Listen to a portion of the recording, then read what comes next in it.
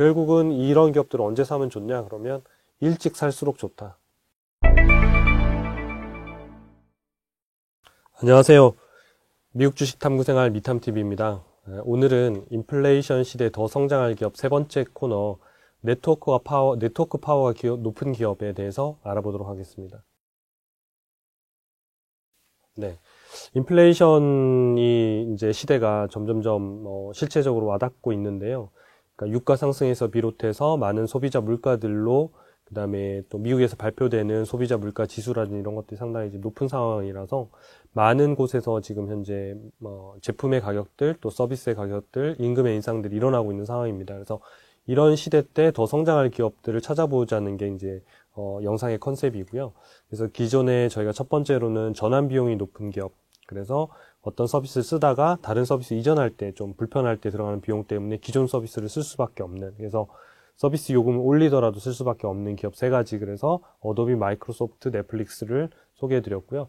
두 번째로는 이제 브랜드 가치, 즉 무형자산 가치가 높은 기업들, 그래서 이 기업은 돈을 올리더라도 이거 꼭 사고 싶은 브랜드 가치가 있는 기업들에서 애플, 나이키, 스타벅스 했는데 그 외에도 룰루레몬 이런 회사들이 바로 여기 브랜드 가치에 해당이 되겠죠. 오늘 다룰 회사가 바로 이제 네트워크 파워가 높은 기업인데요. 그 네트워크 파워가 높은 기업을 예로 이제 구글하고 메타 플랫폼스라고 해서 이제 페이스북 두 가지를 했지만 사실상 이 두 개 외에도 여러 가지들이 있습니다. 근데 이 기업을 골랐던 이유는 그래도 기업의 주가가 크게 비싸지 않은, 매수를 좀 검토해 볼 만한 기업으로 압축하다 보니 이 두 개의 대표적인 기업을 좀 고르게 됐고요. 일단은 영상을 본격적으로 말씀드리기 전에 제가 약간 목감기가 걸려가지고 목소리가 약간 좀 아마 좀 어색하게 아마 들리실 텐데 좀 들을 때 양해하고 들어주시면 감사하겠습니다. 감기 조심하시고요. 자, 이제 네트워크가 이제 보유 기업이라고 하는 건 뭐냐면 이용자가 많으면 많을수록 서비스 가치가 올라가는 회사예요. 그래서 동일한 경쟁사가 나타나더라도 그 회사 서비스가 더 좋아요. 그런데도 불구하고 가지 않는 이유는 이미 많은 유저들이 어디 특정 사이트에 있고 그걸 독점하고 있어서 그냥 거기에 계속 네트워크를 붙이는 거죠. 예를 들어서 우리나라 같은 경우에는 카카오톡이 해당이 되겠죠. 그러니까 카카오톡 외에도 다른 어떤 연결하는 SNS 메신저 서비스라든지 이통사가 중심이 된 서비스를 많이 만들었지만 사람들이 그걸로 이전하지 않는다는 거죠. 더 좋은 기능을 주고 경품을 줘도 안 간다는 거예요. 그러니까 왜 안 가냐 그러면 여기 현재 카카오톡을 통해서 구축되어 있는 네트워크망을 나만 옮기는 게 아니라 다 같이 옮겨야 되는데 나만 옮기면 이 사람들을 하나씩 불러야 되는 이것들이 엄청난 비용이 발생하거든요. 그러니까 그 불편한 비용들 때문에 그냥 거기에 그냥 쓰게 된다는 거죠. 그러니까 똑같은 어떤 컨텐츠든 똑같은 것들 뭔가를 노출할 때에 어디 특정한 데에 노출했을 때에 더 많이 노출되는 효과들, 포털 사이트도 마찬가지겠죠. 그러니까 그런 데들이 바로 이 네트워크 파워를 보유하고 있는 기업이고, 이런 기업들은 인플레이션 시대에도 본인의 수익성을 지켜갈 수 있는 굉장히 좋은 비즈니스 모델을 갖고 있다고 보시면 될 것 같아요.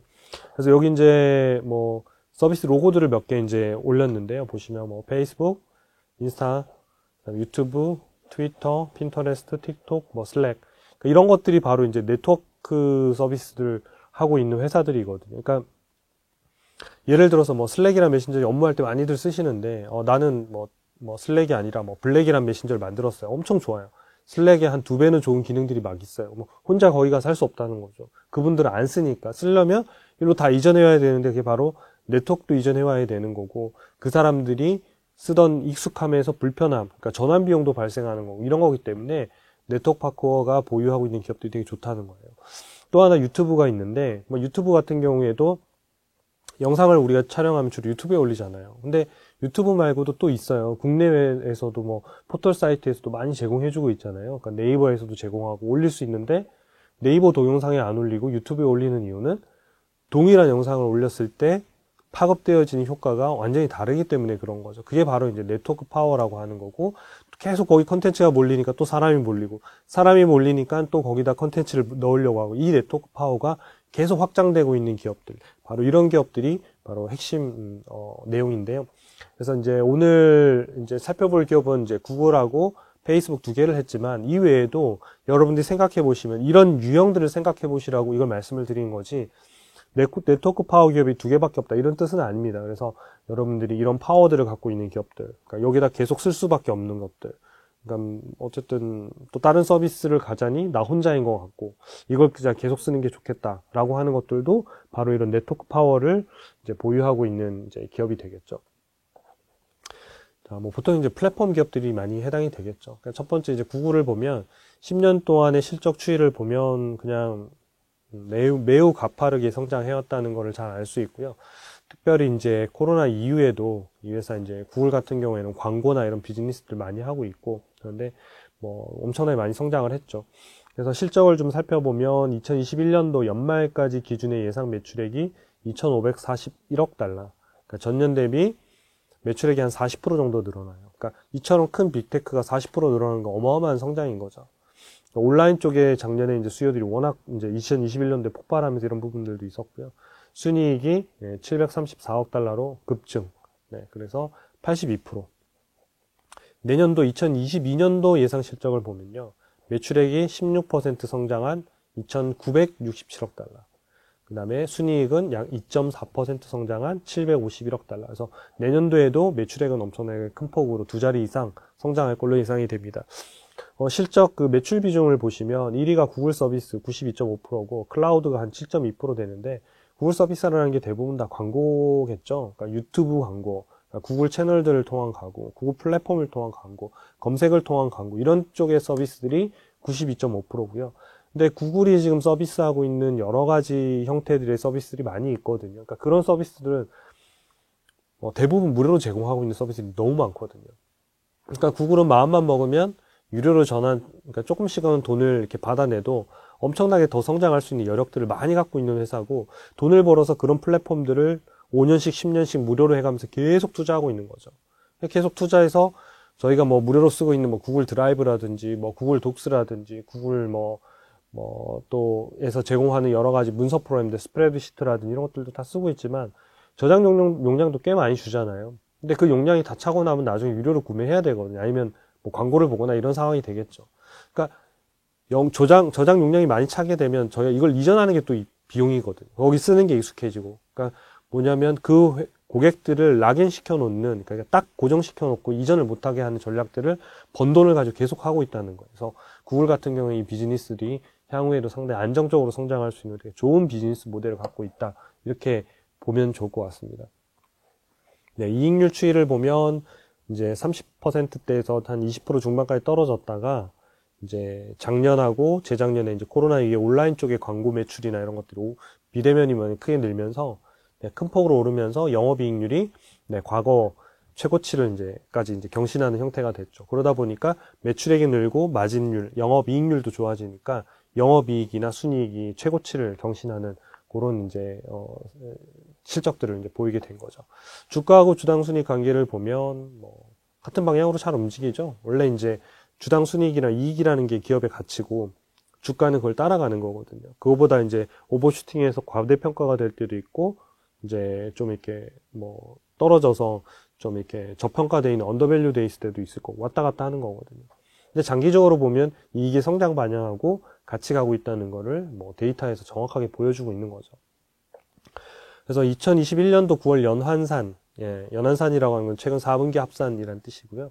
주당 순이익이 103억 달러고 뭐 내년 같은 경우에는 한 111억 달러 정도, 주당 순이익이 111달러. 네. 죄송합니다. 9월 달이 103달러. 네. 그 다음에 내년도가 111달러. 네. 그렇게 해서 성장할 거기 때문에 주가도 여기에 맞춰가지고 성장할 걸로 예상이 됩니다. 그래서 이런 부분들 같이 보시면 될 것 같고요. 이제 빅데이터로 분석한 종목 진단을 보시면, 100점 만점에 이 회사는 92점이에요. 스코어가. 그러니까 거의 만점에 가까운 회사죠. 그래서 미국 기업 전체 6,000개 정도에서 12위, 상위 0.1%에 속하는 초우량 기업이죠. 그러니까 구글이라는 기업을 분석할 이유가 별로 없다. 왜냐하면 안전성이든 그 기업의 수익성이든 현금을 창출하는 능력이든 그 회사의 독점력이든 거의 완벽한 구조를 짜고 있는 기업이고요. 결국은 이런 기업들을 언제 사면 좋냐 그러면 일찍 살수록 좋다. 그러니까 지금 사는 것보다 1년 전에 사는 게 좋았고 1년 전에 사는 것보다 2년 전에 사는 게 좋았을 거라는 거예요. 물론 몇 년 후보다 지금 사는 게 훨씬 더 나을 거예요. 조가의 뭐 부침들은 있을 수 있겠습니다만은. 그래서 지금 미래 성장성 부분만 조금 모자라는 것 빼고는 전체적으로 보면 상당히 만점에 가까운 기업입니다. 주가는 이제 현재 2,820달러 정도 수준인데요. 이 주가는 12월 1일 기준, 종가 기준이고요. 자, 여기 보면 이제 적정 주가 밴드 차트가 있는데요. 이제 요 차트랑 요런 화면들이랑 요런 점수들은 다 사이트 조회할 수가 있거든요. 그래서 초이스탁에서 하시면 되고요.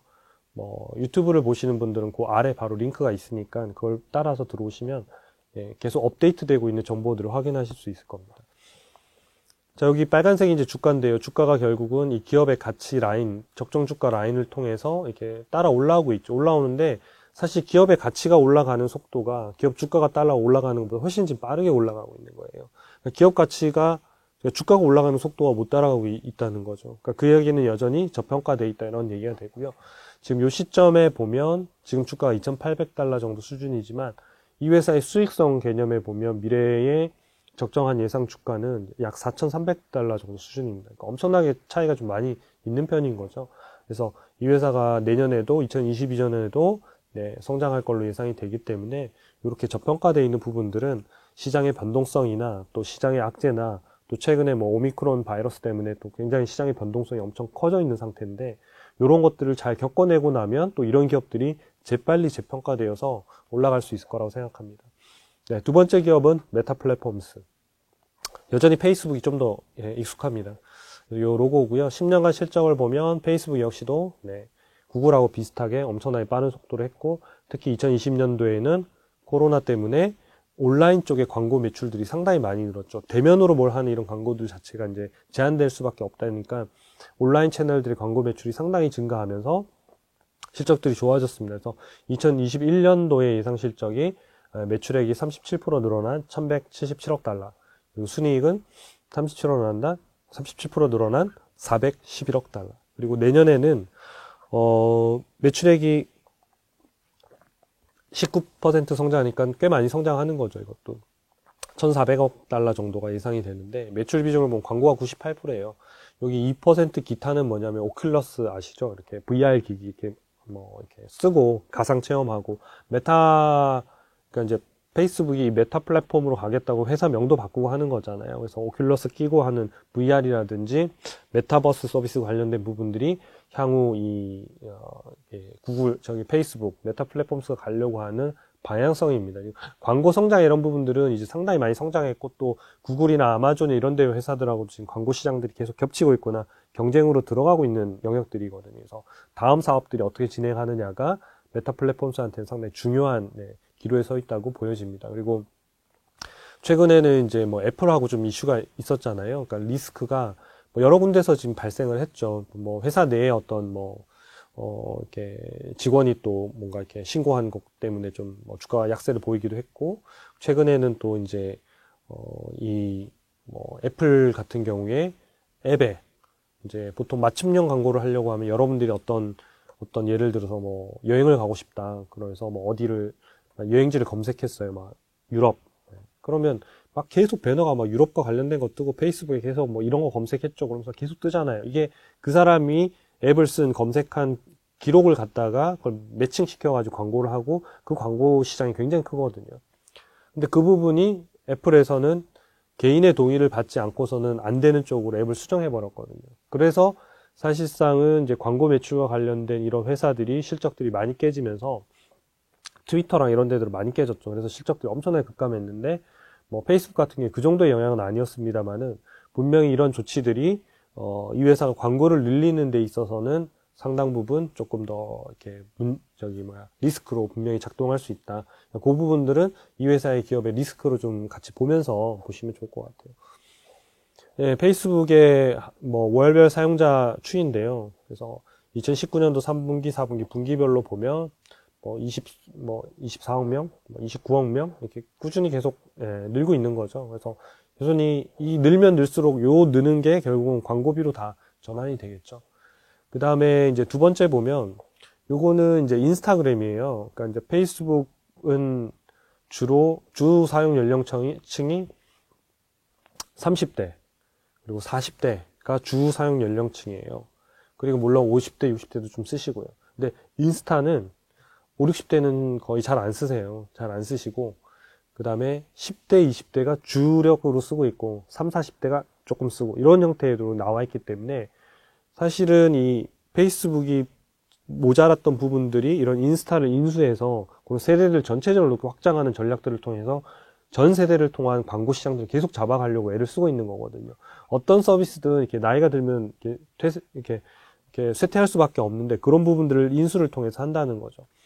오른쪽에 보면 글로벌 소셜미디어 이용자 수 탑 5를 보시면 요게 페이스북이 1등이에요. 월 평균 이용자 수가 요게 이제 24억 명, 그러니까 25억 명이고 왓츠앱이 20억 명, 그 다음 위챗 11억, 인스타 10억 명, 틱톡 8억 명 이러잖아요. 이 중에서 메타 플랫폼스가 운영하고 있는 브랜드는 무엇일까요? 이걸 다 맞추면 페이스북을 상당히 잘 알고 계시는 거죠. 네, 페이스북 당연히 맞고요. 네, 두 번째, 네, 왓츠앱. 요것도 페이스북이 갖고 있는 거죠. 그 다음에 인스타. 요 세 개를 갖고 있는 거예요. 위챗이랑 틱톡은 이제 중국 회사 거고요. 그래서 이미 글로벌 소셜미디어 시장의 탑5 중에 3개가 메타 플랫폼스가 가지고 있고, 아까 연령별로도 보면 10대, 20대도 지금 장악하고 있어서, 물론 이제 틱톡도 10대에 상당히 뭐 여러 가지 것들을 하고 있죠. 그래서 틱톡하고 인스타그램이 아마 이제 좀 젊은 세대들한테 붙는 이제 SNS 채널이라고 보시면 될 것 같은데요. 어쨌든 페이스북은 향후에도 이런 이제 젊은 세대들이 성장하더라도 광고 시장을 장악할 수 있는 모델들을 SNS를 계속 개발하고 또 확장하고 M&A 하고 있다. 이런 관점에서는 상당히 안정적인 비즈니스를 할 가능성이 높다고 볼 수 있겠습니다. 이익률 추이를 좀 보면요. 영업이익률이 41%니까 상당히 고마진 기업이죠. 그래서 어느 정도 네트워크 투자가 끝나고 나면 그 다음부터는 광고비 자체가 수익으로 연결이 되다 보니까 상당히 고마진을 지금 하고 있고, 주가하고 주당순이익 관계도 보면 여전히 잘 성장하면서 주가가 움직이잖아요. 그래서 이런 주가들이 보면 이렇게 반대로 빠지는 시점들이 있잖아요. 이 시점이 보면 이제 이익은 올라가고 있는데, 그렇죠? 녹색을 보면 이렇게 주가가 빠지잖아요. 이런 거는 일시적일 수밖에 없다는 거예요. 왜냐하면 이게 기업의 가치가 올라가면 결국은 시간이 지나면 따라 올라가는데, 이런 것들은 개별 기업의 악재이기도 하고요. 주가가 빠지는 경우, 또는 시장이 좋지 않아서 다 빠져서 같이 빠지는 경우도 해요. 네, 그런 경우들을 잘 견디고 나시면 결국은 주당 순이익이 증가하는 방향으로 주가는 오른다는 것들, 그거가 여러분들의 투자 철학 또는 투자 관해에 상당히 하나 갖고 있어야 되는 부분이라고 생각합니다. 그래서 2022년도에 주당 순이익은 한 14.24달러 정도 되는데요. 지금 현재 시점이랑 좀 비슷할 것 같고요. 주가는 좀 거기에 비하면 아직은 덜 따라가 있는 그런 형태입니다. 빅데이터로 분석한 종목 진단 결과를 알려드리면, 메타 플랫폼스는 100점 만점에 90점. 구글과 마찬가지로 상당히 높죠. 그리고 전월 대비 1점이 올랐는데요. 어제 이제 이 데이터가 새로 또 돌면서 1점이 올랐어요. 그러니까 그 부분이 성장성 부분에서 1점을 더 받았는데, 원래 예상치보다 더 예상치가 조금 더 개선된 포인트가 이제 데이터가 확인이 돼서 점수가 더 개선이 된 겁니다. 여기 보면 미래 성장성을 제외한 나머지 항목들은 다 만점을 받았고요. 미래 성장성만 지금 2.5점 정도를 받았습니다. 그래서 전체 6,000개 정도 기업 중에서 28이고 상위 0.45% 정도 초우량 기업이죠. 밸류에이션을 보면요, 요 파란색의 가운데 있는 라인이 적정 주가 라인이고요. 그 다음에 요 위에하고 밑에 요 음영으로 되어 있는 부분이 있잖아요. 그 사이를 보통 기업이 왔다 갔다 하거든요. 그러니까 기업이 적정 주가만 따라서 계속 움직이는 경우도 없고요. 저평가 라인만 따라서 움직이는 경우도 없어요. 그래서 보통은 다 이렇게 기업의 가치가 올라가면 저평가와 고평가를 왔다 갔다 하는 거거든요. 그러니까 그런 개념으로 이 차트를 이해하시면 다른 기업을 보실 때도 훨씬 도움이 되실 것 같아요. 그래서 지금은 보면 주가가 좀 올라와 있긴 하지만 여전히 기업의 가치가 더 빨리 개선되고 있어서 그 괴리가 상당히 있는 편이에요. 그래서 지금 주가가 한 310달러, 이것도 12월 1일 기준 310달러 정도 수준인데요. 적정가는 뭐 400달러 후반 정도가 되니까 상당히 좀 괴리가 있는 상황인 거죠. 그래서 좀 변동성 이런 것들이 시장의 변동성이 좀 줄어들면 아마 제 가치를 찾아서 갈 거라고 예상이 되고요. 그 외에 이제 이 회사의 아까 리스크로 말씀드렸던 그런 이제 광고 부분, 그러니까 애플하고의 어떤 겹쳐지는, 그러니까 반대되는 정책 때문에 일어나는 리스크나 이런 것들은 체크하셔야 될 것 같고요. 분기마다 실적이 어차피 나오고 그 관련된 내용들이 나오니까 체크하셔서 투자에 참고하시면 좋을 것 같습니다. 네, 이것으로 인플레이션 시대에 더 성장할 기업 세 번째 유형 네트워크 파워를 가지고 있는 기업에 대해서 알아봤습니다. 네, 투자에 도움이 되시면 좋겠습니다. 감사합니다.